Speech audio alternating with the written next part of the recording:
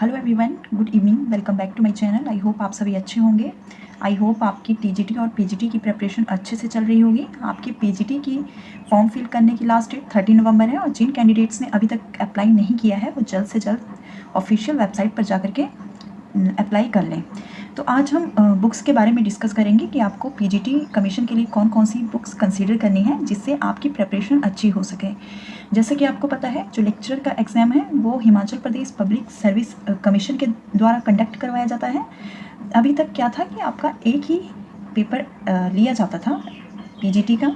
Lecturer के लिए आपका एक ही पेपर लिया जाता था, लेकिन इस बार से Himachal Pradesh public service commission ने एग्ज़ाम पैटर्न को चेंज कर दिया है और एग्ज़ाम को अब 2 पेपर्स में डिवाइड कर दिया गया है। पेपर 1 एंड पेपर 2 में डिवाइड कर दिया गया है। ये दोनों पेपर ऑब्जेक्टिव टाइप आपके पेपर होंगे विद नेगेटिव मार्किंग।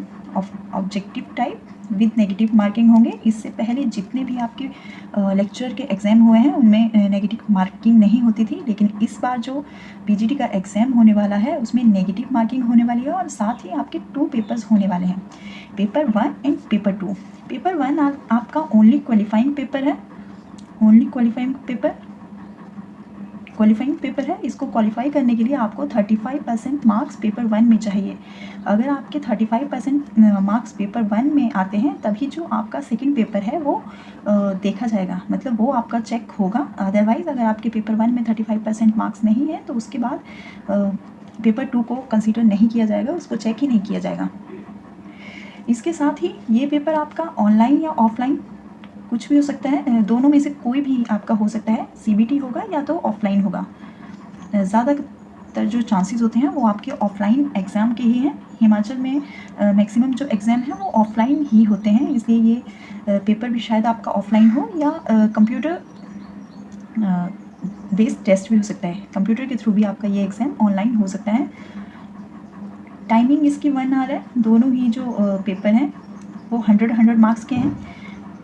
जो पेपर 1 है वो 1 घंटे का होगा और 100 मार्क्स का होगा, जिसमें 50 क्वेश्चंस आपको दिए जाएंगे। ये 50 क्वेश्चंस आपके 100 मार्क्स के होंगे। जो 1 क्वेश्चन होगा वो 2 मार्क्स का होगा।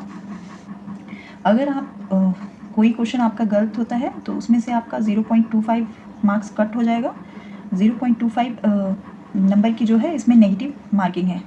नेगेटिव मार्किंग आपकी दोनों ही पेपर में होगी।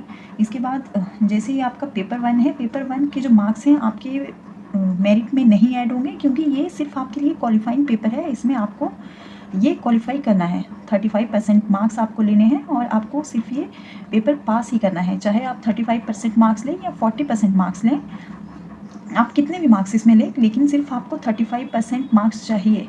आपको ये पेपर क्वालिफाई करने के लिए 35% मार्क्स इसमें पास मार्क्स बताए गए हैं। देन इसके बाद आ जाता है पेपर 2। पेपर 2 में आपके सब्जेक्ट से रिलेटेड क्वेश्चंस पूछे जाएंगे। ये सब्जेक्ट एप्टीट्यूड टेस्ट है। जिस सब्जेक्ट में आपने मास्टर किया है उससे रिलेटेड इसमें क्वेश्चन पूछे जाएंगे। ये पेपर आपका 2 आवर का होगा और 100 मार्क्स का ये पेपर होगा। 100 मार्क्स का ये पेपर होगा और इसमें भी नेगेटिव मार्किंग होगी। आपका पेपर 1 और पेपर 2 जो है वो एक ही दिन में कंडक्ट करवाया जाएगा। एक पेपर आपका मॉर्निंग सेशन में लिया जाएगा और एक पेपर आपका इवनिंग सेशन में लिया जाएगा। जो पेपर 1 है वो 1 आवर का है, जबकि पेपर 2 आपका 2 घंटे का होगा। इसके बाद अब बुक्स के बारे में देख लेते हैं कि आप पेपर 1 के लिए कौन कौन सी बुक्स से अपना प्रिपरेशन कर सकते हो।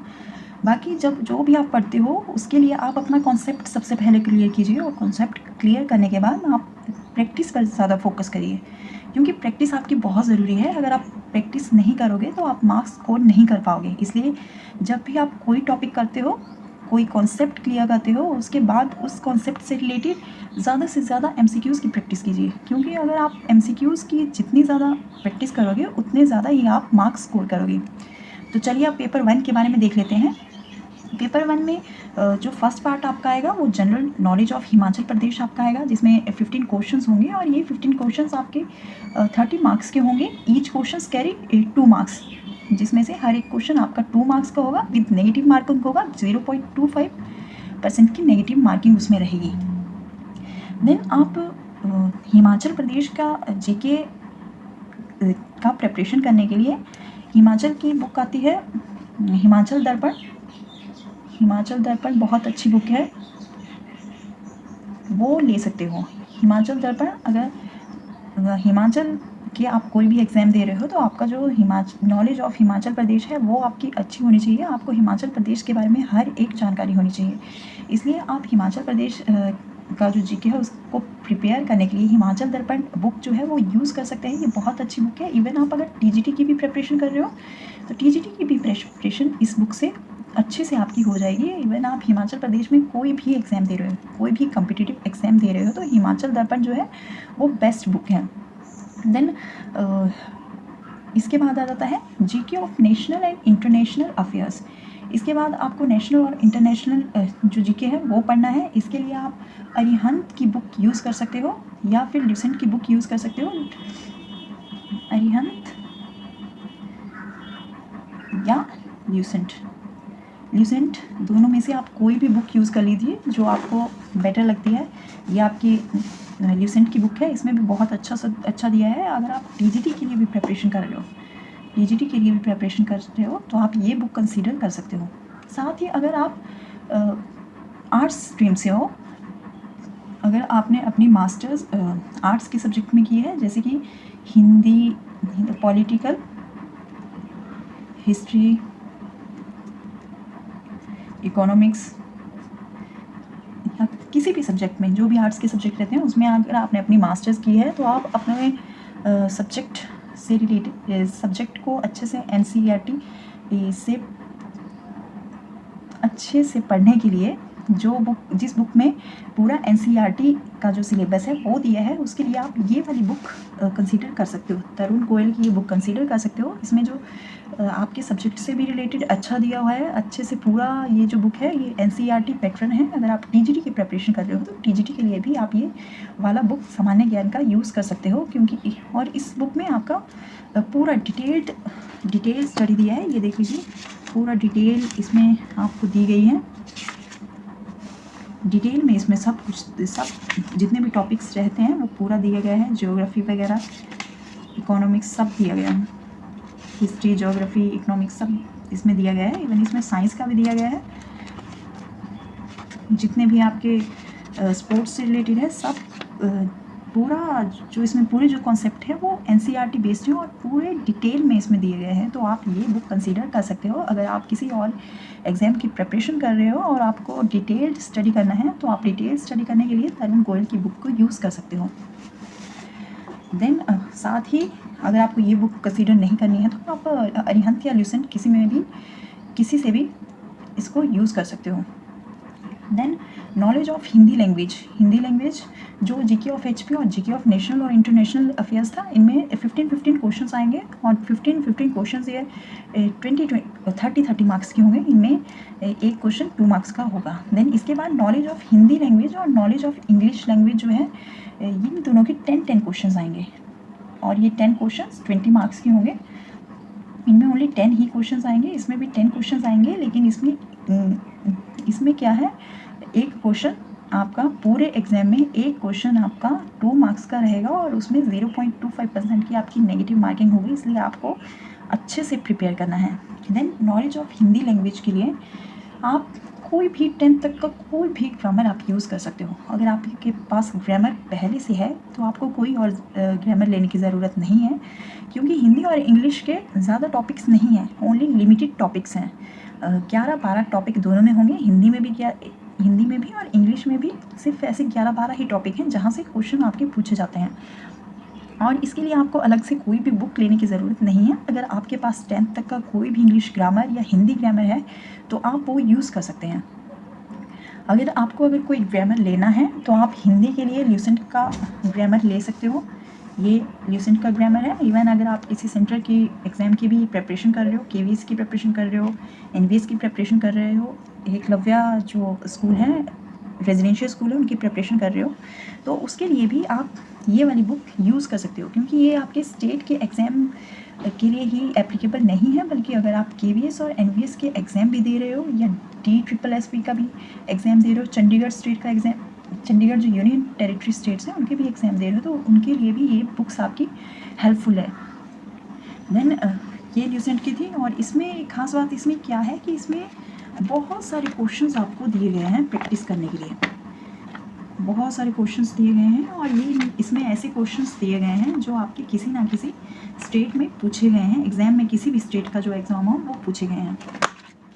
देन इसके बाद आ जाती है knowledge of English language. English language में भी सेम वही है। अगर आपके पास 10th तक का कोई भी ग्रामर पढ़ा है तो आप वो यूज़ कर सकते हो, उससे आप अपना प्रिपरेशन कर सकते हो। क्योंकि इंग्लिश और हिंदी तो आपने कोई भी एग्ज़ाम दिया होगा, KVS NVS का नॉर्मली आपने एग्ज़ाम दिया होगा, इंग्लिश और हिंदी तो आती ही है, या आपने कोई भी अदर कम्पिटिटिव एग्ज़ाम दिया होगा तो हिंदी लैंग्वेज और इंग्लिश लैंग्वेज आपको आती ही है। बस पर अब आपको पहले भी जो PGT के एग्ज़ाम होते थे उसमें भी हिंदी इंग्लिश आता था, लेकिन क्वेश्चंस का रेशो कम था और उसमें पेपर 1 और पेपर 2 नहीं था। अब आपके एग्ज़ाम को पेपर 1 और पेपर 2 में डिवाइड कर दिया गया है, इसलिए अब पेपर 1 में आपको पास होना कंपलसरी है, आपको पेपर 1 क्वालिफाई करना कंपलसरी है और 35% मार्क्स आपके आने चाहिए। और अगर आप कोई बुक यूज़ करना चाहते हैं तो उसके लिए भी आप इंग्लिश के लिए भी ल्यूसेंट का ग्रामर यूज़ कर सकते हो, या आपके पास कोई भी ग्रामर हो उससे भी आप उससे भी आप अपना प्रिपरेशन कर सकते हो। अगर आप न्यू कोई ग्रामर लेना चाहते हो, जब मैंने ये लेना था तो वहाँ कोई और अवेलेबल नहीं था, मुझे वैसे अरिहंत का इंग्लिश ग्रामर चाहिए था लेकिन वहाँ वो अवेलेबल नहीं था तो मैंने ल्यूसेंट ले लिया। अगर वहाँ अरिहंत का ग्रामर होगा तो आप अरिहंत का ग्रामर लेना, क्योंकि उसमें भी अच्छा दिया गया है। और इसके साथ ही अगर आप न्यू ग्रामर लेंगे तो रेनन मार्टिन का एक इंग्लिश ग्रामर आता है, वो बहुत अच्छा ग्रामर है रेनन मार्टिन का, उसमें भी बहुत अच्छा दिया गया है और ये बेस्ट ग्रामर है इंग्लिश लैंग्वेज की प्रिपरेशन करने के लिए। रेनन मार्टिन बहुत अच्छा ग्रामर है, आप उसको भी ले सकते हो, या फिर आपके पास कोई ग्रामर पड़ा हो उससे अपना प्रिपरेशन कर सकते हो, या तो फिर आप ल्यूसेंट या अरिहंत का ग्रामर ले सकते हो। ल्यूसेंट के ग्रामर्स में क्या है, इनमें बहुत सारे आपको क्वेश्चंस दिए गए हैं, प्रैक्टिस करने के लिए बहुत सारे क्वेश्चंस दिए गए हैं। आपको कोई बुक कंसीडर करने की ज़रूरत नहीं है प्रैक्टिस के लिए, क्योंकि इनसे आपकी प्रैक्टिस बहुत अच्छे से हो जाएगी, क्योंकि इसमें भर भर के MCQs दिए गए हैं दोनों इंग्लिश और हिंदी लैंग्वेज में। दोनों के 10-10 ही क्वेश्चंस आएंगे, लेकिन ये 10-10 क्वेश्चंस आपके 20 मार्क्स के होंगे और टोटल जो है ये 4 पार्ट्स में आपको 35% मार्क्स पास होने के लिए चाहिए। इसके लिए जो आपका सब्जेक्ट एप्टीट्यूड टेस्ट है वो तो आपको पता है, जिसमें आपकी मास्टर डिग्री है उसी सब्जेक्ट से आपका ये पूछा जाएगा, क्वेश्चंस पूछा जाएगा। आपको अपने सब्जेक्ट से रिलेटेड सब पता होना चाहिए। अगर आपके पास PG या ग्रेजुएशन लेवल पे जो भी आपने बुक पढ़ी है पेपर 2 के लिए ग्रेजुएशन में BA या BSc में कोई भी आपने बुक पढ़ी हो, BA BSc या पोस्ट ग्रेजुएशन में जो भी आपने बुक्स पढ़ी हैं आप उनसे अपना प्रिपरेशन कर सकते हो पेपर 2 का। अगर आपने प्रीवियस ईयर का पेपर देखा है, बाकी तो मैंने नहीं देखे, मैं साइंस स्ट्रीम से हूँ, बायोलॉजी से, तो मैंने बायोलॉजी का पेपर जो 2016 में हुआ है, और जैसे कि अभी आपको पता है आई थिंक 8 ही पोस्ट आपकी PGT की हैं और उसमें कंपटीशन भी बहुत होगा। जो 2016 में बायोलॉजी का पेपर हुआ था वो बहुत इजी आता था, जैसे कि TGT का एग्ज़ाम है उसी तरह था, थोड़ा सा लेवल, बिल्कुल थोड़ा सा ही लेवल उसमें अप दिया गया था और बहुत इजी, आप देख सकते हो नेट से डाउनलोड करके। जो 2016 का बायो का पेपर था उसमें बहुत इतना एग्ज़ाम टफ नहीं आता था, लेकिन अभी एग्ज़ाम पता नहीं कैसा होने वाला है। लेकिन चाहे एग्ज़ाम टफ हो या ईजी हो उससे कोई फ़र्क नहीं पड़ता, क्योंकि यही होता है, अगर आपका एग्ज़ाम ईजी होगा तो मेरिट हाई जाएगी और अगर आपका एग्ज़ाम टफ होगा तो मेरिट ऑटोमेटिकली लो जाती है। बस यही फ़र्क होता है एग्ज़ाम टफ और इजी होने का। देन ये बुक्स के बारे में था। पेपर 2 के लिए आप जो भी अपने PG या BA BSc में कोई भी आपने बुक पढ़ी है वो आप कंसीडर कर सकते हो और उससे अपना प्रिपरेशन अच्छे से कर सकते हो। हालांकि जो एग्ज़ाम है वो भी आपका जल्द ही होने वाला है, क्योंकि पब्लिक सर्विस कमीशन के एग्ज़ाम जल्दी हो जाते हैं, या फरवरी मार्च तक, तो वैसे तो चांसेस हैं कि फरवरी मार्च तक आपका PGT का एग्ज़ाम हो जाएगा और आपको इसी हिसाब से अपनी प्रिपरेशन करनी है कि आपका प्रिपरेशन फरवरी मार्च तक कंप्लीट हो जाए। और अपने कॉन्सेप्ट्स को सबसे पहले क्लियर कीजिए। कॉन्सेप्ट क्लियर करने के बाद प्रैक्टिस ज़्यादा से ज़्यादा कीजिए, क्योंकि प्रैक्टिस बहुत ज़रूरी है। अगर आप प्रैक्टिस नहीं करोगे तो आप स्कोर नहीं कर पाओगे, इसलिए प्रैक्टिस बहुत ज़रूरी है। और पेपर 1 के लिए आपने अच्छे से प्रिपेयर करना है और उसमें ज़्यादा हिंदी और इंग्लिश का तो ज़्यादा सिलेबस नहीं है, GK ऑफ HP का भी ज़्यादा सिलेबस नहीं है, आप देख लो। अगर आप हिंदी इंग्लिश और HP GK का 3-4 पेज भी डेली करते हो तो वो तो आपके इजीली हो जाएंगे। हिंदी और इंग्लिश लैंग्वेज तो आपका जल्दी हो जाएगा।